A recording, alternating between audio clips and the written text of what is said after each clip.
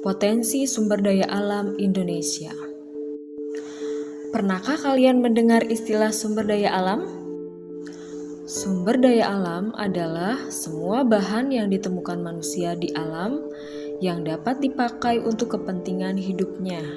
Apapun yang ada di alam yang dapat dimanfaatkan untuk memenuhi kebutuhan manusia dapat dikatakan sebagai sumber daya alam. Potensi sumber daya alam Indonesia sangat beragam bentuknya, berupa air, tanah, udara, batuan, hutan, barang tambang, dan bentuk sumber daya alam lainnya.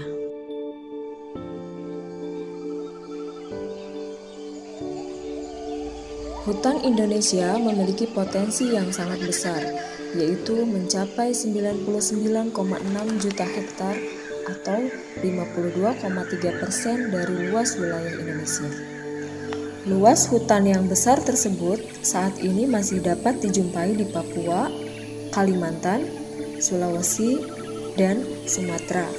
Pada materi sebelumnya mengenai letak astronomis Indonesia, salah satu keuntungan letak astronomis Indonesia yaitu Indonesia memiliki hutan hujan tropis yang luas.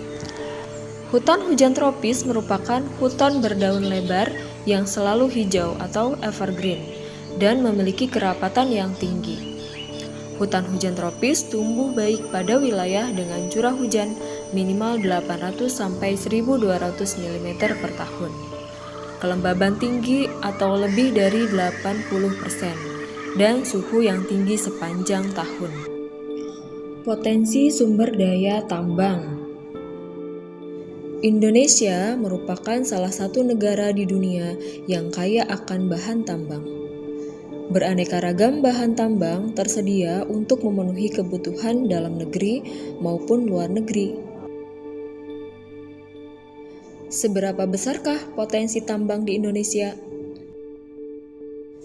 Untuk menjawab pertanyaan tersebut, perhatikanlah peta berikut ini.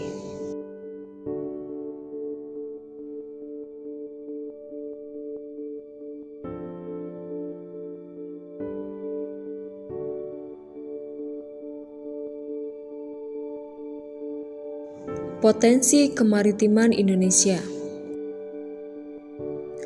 Luas laut Indonesia mencakup 2/3 dari seluruh luas wilayah Indonesia. Di dalam laut tersebut tersimpan kekayaan alam yang luar biasa besarnya.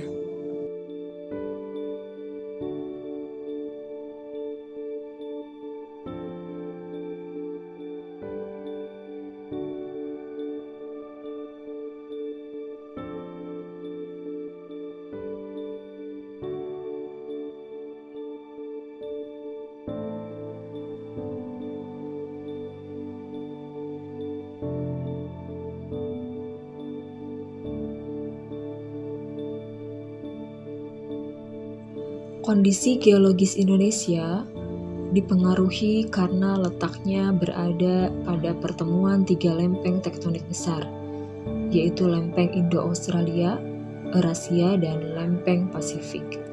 Ketiga lempeng tersebut melakukan aktivitas bertumbukan membentuk rangkaian pegunungan yang sebagian besar menjadi gunung api di sepanjang Pulau Sumatera, Jawa, dan Nusa Tenggara. Perhatikan peta berikut ini merupakan peta persebaran gunung api aktif yang ada di Indonesia. Kenampakan tinggi rendahnya muka bumi disebut relief muka bumi.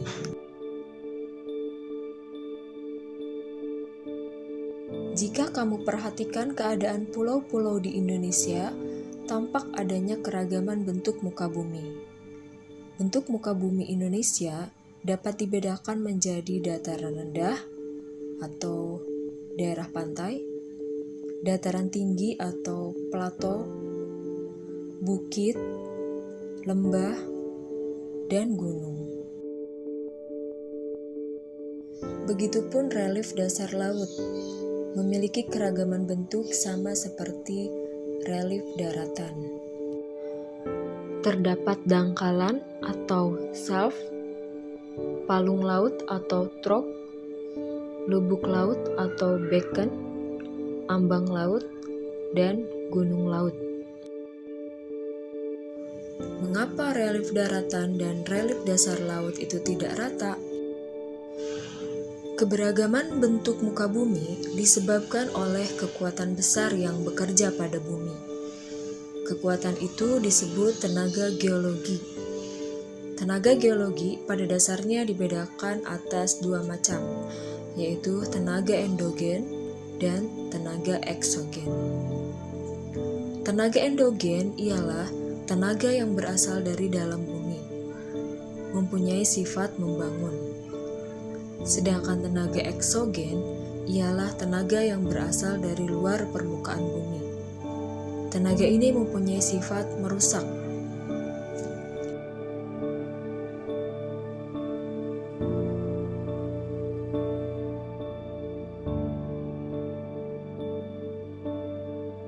Iklim adalah keadaan rata-rata cuaca pada suatu daerah yang luas dan ditentukan berdasarkan perhitungan dalam waktu yang lama. Berdasarkan letaknya, iklim di Indonesia terdiri atas iklim musim atau muson, iklim tropis atau panas, dan iklim laut. Iklim musim dipengaruhi oleh angin musim yang berubah-ubah setiap periode waktu tertentu. Iklim tropis terjadi karena Indonesia berada di daerah tropis. Suhu yang tinggi mengakibatkan penguapan yang tinggi dan berpotensi untuk terjadinya hujan. Iklim laut terjadi karena Indonesia memiliki wilayah laut yang luas, sehingga banyak menimbulkan penguapan dan akhirnya mengakibatkan terjadinya hujan.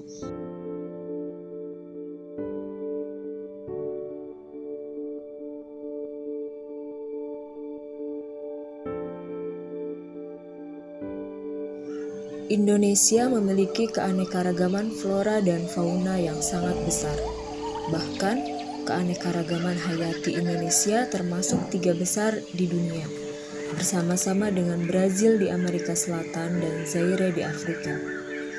Berdasarkan data dari Departemen Kehutanan dan Perkebunan tahun 1999, jumlah spesies tumbuhan di Indonesia mencapai 8.000 spesies yang sudah teridentifikasi. Sedangkan jumlah spesies hewan mencapai 2.215 spesies. Besarnya keanekaragaman hayati di Indonesia berkaitan erat dengan kondisi iklim dan kondisi fisik wilayah. Suhu dan curah hujan yang besar memungkinkan tumbuhnya beragam jenis tumbuhan.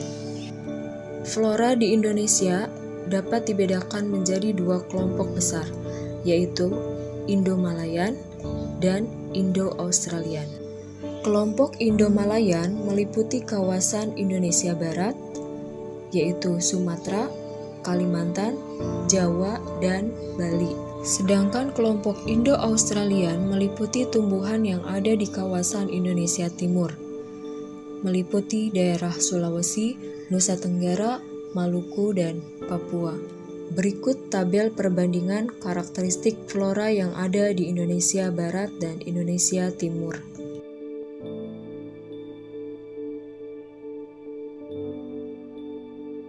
Fauna Indonesia dapat dikelompokkan menjadi 3 corak yang berbeda, yaitu fauna bagian barat, tengah, dan timur.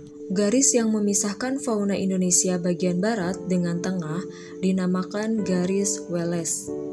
Sedangkan garis yang memisahkan fauna Indonesia bagian tengah dan timur dinamakan garis Weber. Fauna bagian barat memiliki ciri atau tipe seperti halnya fauna Asia, sehingga disebut tipe Asiatis atau Asiatik, seperti gajah, macan, tapir, badak bercula 1, banteng, kerbau, rusa, babi hutan, orang-utan, monyet, dan bekantan. Fauna bagian timur memiliki ciri atau tipe yang mirip dengan fauna yang hidup di benua Australia, sehingga disebut tipe Australis atau Australik, seperti kanguru, beruang, walabi, landak irian atau nokdiak, kuskus, pemanjat berkantung atau oposum layang, kanguru pohon, dan kelelawar. Fauna bagian tengah merupakan fauna peralihan, yang ciri atau tipenya berbeda dengan fauna asiatis maupun australis. Faunanya memiliki ciri tersendiri yang tidak ditemukan di tempat lainnya di Indonesia. Fauna ini disebut fauna endemis, seperti babi rusa, anoa, ikan duyung, kuskus, monyet hitam, kuda, sapi, tarsius. Keanekaragaman flora dan fauna Indonesia tentunya perlu kita syukuri dengan menjaga dan melestarikannya. Jika tidak, maka flora dan fauna tersebut akan terancam punah. Bangsa Indonesia tentu akan mengalami banyak kerugian karena flora dan fauna tersebut memiliki fungsi dan peran masing-masing di alam.